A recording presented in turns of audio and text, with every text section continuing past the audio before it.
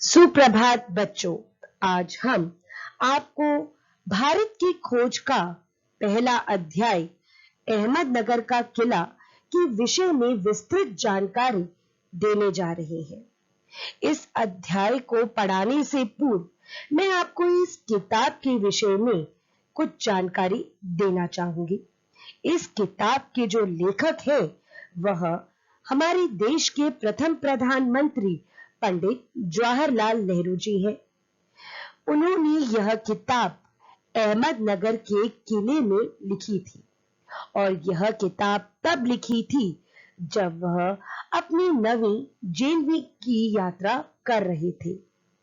इस किताब में उन्होंने भारत के इतिहास, भारत के पौराणिक ग्रंथों और भारत में किस किस तरह से कौन-कौन से विदेशी हमले हुए और भारत की वर्तमान स्थिति उस वक्त क्या थी, उसे बड़ी ही सूक्ष्मता के साथ बताया है। यह किताब अंग्रेजी भाषा में लिखी गई थी जिसका नाम था डिस्कवरी ऑफ इंडिया और उसे ही हिंदी भाषा में भी बदला गया था और उस किताब का नाम है भारत की खोज। आइए अब हम आपको इस किताब का प्रथम अध्याय अहमदनगर का किला के विषय में बताने जा रहे हैं। अहमदनगर का किला। अहमदनगर किले में पहुंचते ही अंधियारे प्रकाश में झिलमिलाते दूज के चांद ने हमारा स्वागत किया। शुक्ल पक्ष प्रारंभ हो चुका था। तब से ही चांद मेरा प्रेरणा स्रोत बना रहा। हर बार चांद निकलते ही मुझे यह याद दिला देता कि मेरे कारावास का 1 महीना और पूरा हो गया। चांद मेरे कैदी जीवन का स्थायी सहचर रहा है। अंधियारे के बाद प्रकाश अवश्य होगा। वही मुझे इस बात की याद दिलाता है जैसे हर दुख के बाद सुख का आना निश्चित है। स्वतंत्रता आंदोलन के दौरान यह मेरी नवी जेल यात्रा थी। मैंने यहाँ करीब 20 महीने से अधिक समय व्यतीत किया। बच्चों, यहाँ पर नेहरू जी कह रहे हैं कि जब मैं अहमदनगर के किले में पहुंचा तो अंधियारे प्रकाश में झिलमिलाते हुए दूज के चांद ने मेरा स्वागत किया। बच्चों, जैसे आपको पता है कि जेल में अंग्रेज जो थे वह किसी भी तरह की सुविधा हमारे देश के नेताओं को नहीं देते थे। इसके कारण ना तो उन्हें समय का बोध होता था और ना ही उन्हें यह पता चलता था कि उन्हें इस जेल में कितने दिन हो गए हैं। लेकिन यहाँ नेहरू जी कहते हैं कि जब मैं इस जेल के अंदर आया तो उस दिन शुक्ल का चांद स्पष्ट रूप से दिखाई दे रहा था और वही मेरा प्रेरणा स्रोत भी बना रहा। जब 1 महीने के बाद दोबारा से दूज का चांद निकला तो मुझे यह पता चला कि आज 1 महीना मेरा इस कारावास का पूरा हो चुका है। नेहरू जी कहते हैं कि अहमदनगर के किले में मेरा कोई भी स्थायी सहचर नहीं था, यानी कि मेरा कोई भी मित्र नहीं था। ऐसे में केवल दूज का जो चांद था वही मेरे कैदी जीवन का एकमात्र सहारा था और मुझे यह याद दिला दिया करता था कि मेरा 1 महीना और इस किले में व्यतीत हो चुका है। स्वतंत्रता आंदोलन के समय में मैं कई बारी जेल की यात्रा कर चुका था और अब मेरी नवी जेल की यात्रा थी, यानी कि जब मैं अहमदनगर के किले में आया तब मैं नवी बार जेल की यात्रा कर रहा था और मैंने तकरीबन इस किले में 1 या 2 महीने नहीं, पूरे 20 महीने निकाले और हर दूज के चांद से मुझे यह आभास हो जाता था कि मैं कितना समय इस किले में निकाल चुका हूं। अहमदनगर के किले में भी मैंने समय का सदुपयोग करने के लिए बागवानी का कार्य शुरू किया। यहाँ की जमीन बहुत खराब थी, पथरीली, ऊबड़ खाबड़ और पुराने मलबे व अवशेषों से भरी हुई थी। मैं तपती धूप में कई कई घंटे फूलों की क्यारियां बनाने में समय बिताने लगा। किले का इतिहास बहुत पुराना था, लेकिन यहाँ एक ऐतिहासिक घटना है। माना जाता है कि यह महल एक सुंदर और साहसी चांद बीबी महिला का था, जिसने किले की रक्षा के लिए अपनी सेना का नेतृत्व करते हुए अकबर की शाही सेना का विरोध किया। लेकिन कितने दुख की बात है कि आखिरकार उसी महिला की हत्या उसके एक आदमी के द्वारा ही हो गई। बच्चों, यहाँ पर नेहरू जी कहते हैं कि जब मैं अहमदनगर के किले में आया और मुझे समय को बर्बाद करना बहुत बुरा लग रहा था, इसलिए समय का सही उपयोग करने के लिए मैंने बागवानी का कार्य करना शुरू कर दिया। लेकिन इस किले की जो जमीन थी वो बहुत ही खराब थी, उबड़ खाबड़ थी, और इस जमीन के नीचे पुरानी चीजें दबी हुई थी। मैं घंटों इस तपती हुई जमीन के अंदर काम करता और फूलों के लिए क्यारियां बनाता, ताकि मैं आसपास के वातावरण को सुंदर बना सकूं और समय का सदुपयोग भी कर सकूं। बच्चों, यहाँ पर नेहरू जी अहमदनगर के किले के इतिहास के विषय में बताते हुए कहते हैं कि यहाँ एक ऐतिहासिक घटना भी हुई है। बच्चों, ये जो अहमदनगर का किला है, यह चांद बीबी नाम की एक सुंदर और साहसी महिला का था। जब अकबर की शाही सेना अहमदनगर के किले को घेर चुकी थी, तो चांद बीबी ने हिम्मत और साहस का परिचय देते हुए किले की रक्षा की सारी जिम्मेदारी अपने हाथ में ले ली और अपनी सेना का नेतृत्व किया। लेकिन बच्चे, ये बड़ी ही दुख की बात है कि उसी सुंदर, साहसी और हिम्मती चांद बीबी की हत्या जो है, उन्हीं के एक खास व्यक्ति ने कर दी। यानी क्या? यानी कि उनका एक विश्वास पात्र व्यक्ति था जिसने चांद बीबी की हत्या कर दी।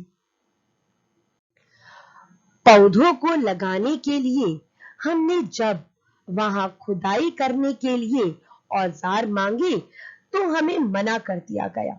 किंतु थोड़ी सी खुदाई के बाद तो हमें जमीन की सतह के बहुत नीचे दबे हुए पुरानी दीवारें और कुछ गुंबदों और इमारतों के ऊपरी हिस्से मिले। हम ज्यादा दूर तक खुदाई नहीं कर सके, क्योंकि अधिकारियों ने हमें इसके लिए मंजूरी नहीं दी और हमारे पास उस समय संसाधनों की भी कमी थी। पर अब मैंने कुदाल छोड़कर कलम उठाने का निश्चय किया। बच्चों, नेहरू जी कहते हैं कि ये तो मैंने आपको बता दिया कि यह किला चांद बीबी नाम की महिला का था, और समय को सदुपयोग करने के लिए मैंने बागवानी का कार्य भी किया। लेकिन जमीन बड़ी ही उबड़ खाबड़ और पथरीली थी, तो हमें उसके लिए खुदाई की आवश्यकता थी। और खुदाई के लिए हमने जब अंग्रेजी सरकार से औजार मांगे, तो उन्होंने स्पष्ट भाषा में हमें औजार देने के लिए मना कर दिया। हमने थोड़ी बहुत तो खुदाई की और हमें जमीन के नीचे कुछ पुरानी दीवारें और कुछ गुंबदें और इमारतों के ऊपरी हिस्से भी मिले। यानी कि जब हम यहाँ की जमीन की खुदाई कर रहे थे, तो हमें अहमदनगर की कुछ दीवारों के टुकड़े और अहमदनगर की जो गुंबदें होती है, यानी कि नक्काशी करने के लिए जो गोलदार छत बना दी जाती है, उसका ऊपरी हिस्सा और कुछ इमारतों के टुकड़े भी हमें इस खुदाई के दौरान मिले। लेकिन ज्यादा खुदाई की हमें मंजूरी अंग्रेजी सरकार ने नहीं दी, और हमारे पास इतनी अच्छी जो तकनीक भी नहीं थी, यानी कि अच्छे संसाधन नहीं थे, अच्छा खुदाई का सामान नहीं था कि हम ज्यादा और खुदाई कर पाते।